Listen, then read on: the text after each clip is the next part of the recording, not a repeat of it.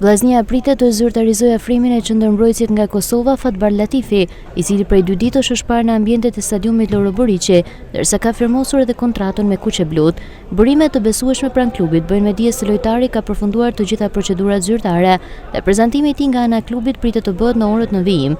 Latifi vjen nga Trepsha 89 dhe më herët ka qenë pjesë edhe e Llapit, duke konsideruar një përforcim me peshë për repartin defensiv.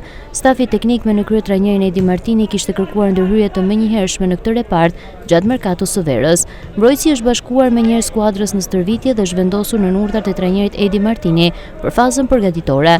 Ai shihet si një element që do të rrisë sigurinë dhe konkurrencën në prapavi në një sezon ku objektivat e vllaznisë mbeten të larta si në kampionat ashtu dhe në kupë. Ndërkohë, drejtuesit Kuqeblu nuk ndalen me kaq. Burime pranë klubit bëjnë me dije se vllaznia është shumë pranë afrimit të mbrojtësit të majt Xhezair Avdyli. 21 vjeçari nga Maqedonia e Veriut aktivizohet aktualisht me arsimin dhe ka qenë pjesë e përfaqësueses U21, duke konsideruar një profit premtues për të ardhmen. Nëse marrëveshja finalizohet, Avdyli do të shtojë alternativat në krahun e majt të mbrojtjes, aty ku stafi teknik kërkon më shumë konkurrencë në prag të sezonit të ri dhe sfidave europiane. Bisedimet me Spalve janë në fazë të avancuar dhe pritet vetëm dakordësia përfundimtare për detajet e kontratës, në mënyrë që lojtari të bashkohet sa më shpejt skuadrës në fazën përgatitore që po zhvillohet në Sloveni.